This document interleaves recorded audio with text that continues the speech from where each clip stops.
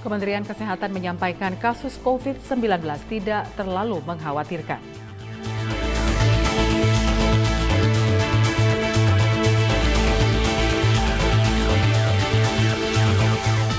Kapolresta Barelang menggelar konferensi pers mengungkap pelaku pornografi.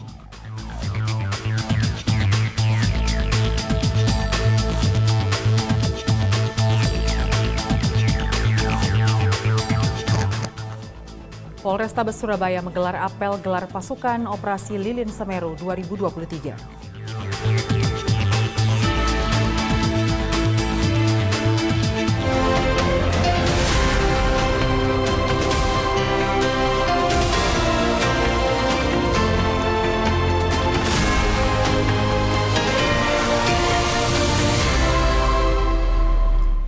Selamat malam pemirsa, Presisi Utama kembali hadir edisi Jumat 22 Desember 2023. Selain 3 berita utama tadi selama 1 jam ke depan, kami juga telah menyiapkan sejumlah informasi terkini lainnya. Saya Lydia Rotinsulu, inilah Presisi Utama selengkapnya.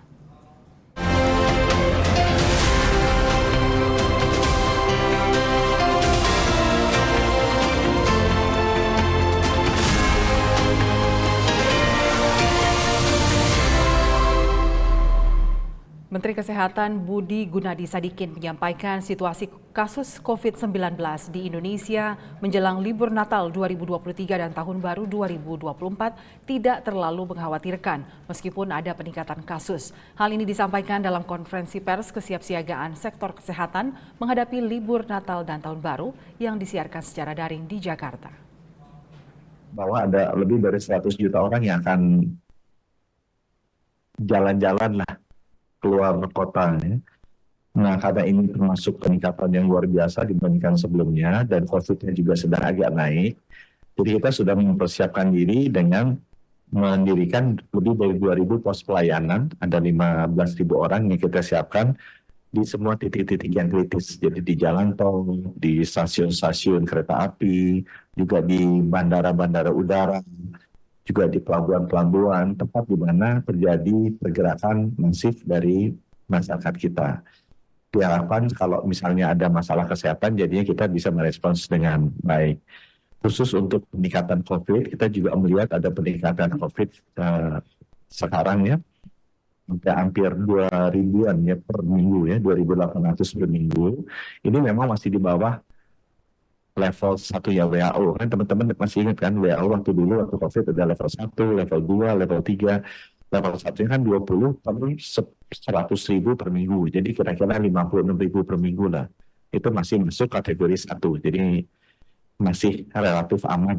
Nah, kita sekarang 2.800 per minggu. Dari batasan tadi sekitar 56.000 per minggu. Jadi sebenarnya masih relatif sedikit, tapi memang ada kenaikan yang cukup besar dalam beberapa minggu terakhir. Nah, ini kita wajib waspadai dan ini kan datangnya dari luar negeri, ya. Varian JN1 yang banyak juga terjadi di luar negeri. Tapi kita melihat di negara tetangga kita sudah terjadi penurunan. Jadi harusnya biasanya itu nanti ditiru. Saya berharap mudah-mudahan dalam waktu yang tidak terlalu lama lagi itu juga terjadi di kita.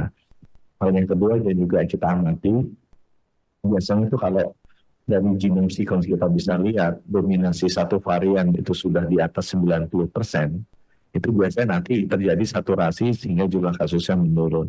Nah, kebetulan hasil sequence-nya kita terhadap JN1 ini naik tadinya hanya 1% di November, ke 19% ke 3 November, kemudian di awal Desember ini sudah 43% dari varian yang ada di Indonesia ini JN1.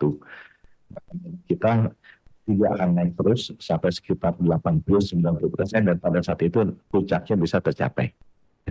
Jadi kalau kita lihat ya harusnya di Januari ini harusnya puncaknya JN1 ini sudah bisa kita lihat dan itu tadi. Kalau kasusnya sekarang 2.800 per minggu, itu masih jauh di batas level 1-nya WHO yang 56.000 per kasus per minggu gitu ya. Jadi untuk populasi kita.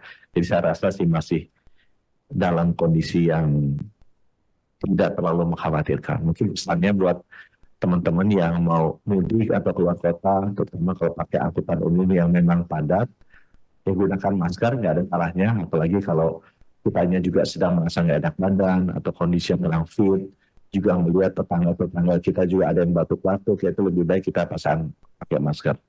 Dan yang untuk sekarang vaksinnya masih ada, cari aja tuh di puskesmas ya, untuk bisa mendapatkan vaksin tambahan. Sehingga kan itu bisa mengurangi keparahan lah, kalau kita misalnya nanti terkena dan mempercepat kesembuhan.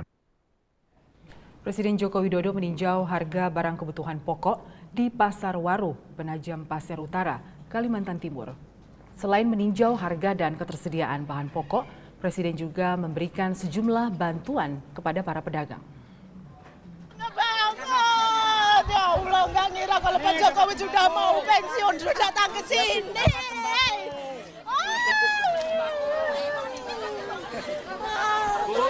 Ada yang mau disampaikan sama Pak Jokowi? Ada Pak, mudah-mudahan nanti yang lanjutkan Jokowi sukses ke depannya. Amin, Pak Jokowi. Warni, salah seorang pedagang di Pasar Waru, Penajam Pasir Utara, tak kuasa menahan haru setelah bertemu dan mendapatkan bantuan dari Presiden Joko Widodo. Tak hanya Warni, pedagang dan warga di sekitar Pasar Waru juga antusias dengan kehadiran Presiden Joko Widodo. Kedatangan Presiden ke Pasar Waru pada Kamis 21 Desember 2023 untuk meninjau sejumlah harga kebutuhan pokok. Pada kegiatan ini, Presiden juga menyapa beberapa pedagang dan membagikan sejumlah bantuan berupa sembako. Presiden Joko Widodo menyampaikan sejumlah barang komoditas seperti cabai dan bawang merah di Pasar Lawu tergolong bagus. Saya lihat sangat baik. Cabai rawit yang sebelumnya 120 sampai 100, hari ini saya cek tadi udah 80, bagus. Dan bawang merah juga di harga 30-35 juga bagus saya kira, ini baik. Itu aja yang lain-lain. Seluruh dunia yang namanya gandum, yang namanya beras semuanya naik karena memang produksi turun, pasokan kurang, sehingga menjadi komoditi beras menjadi rebutan seluruh negara. Semuanya. Dan kita ini juga masih terus untuk memperbesar stok di Bulog, kita juga terus mencari agar cadangan strategis beras kita betul-betul pada kondisi yang aman. Turut mendampingi Presiden, yaitu Menko Bidang PMK Muhadjir Effendi, Menteri Sekretaris Negara Pratikno, Panglima TNI Jenderal TNI Agus Subianto, Kapolri Jenderal Polisi Listio Sigit Prabowo, Penjabat Gubernur Kalimantan Timur Akmal Malik, Penjabat Bupati Penajam Pasir Utara Makmur Marbun, Kepala Otorita IKN Bambang Susantono, dan Kurator Pembangunan IKN Ridwan Kamil. Presisi Utama akan segera kembali, tetaplah bersama kami.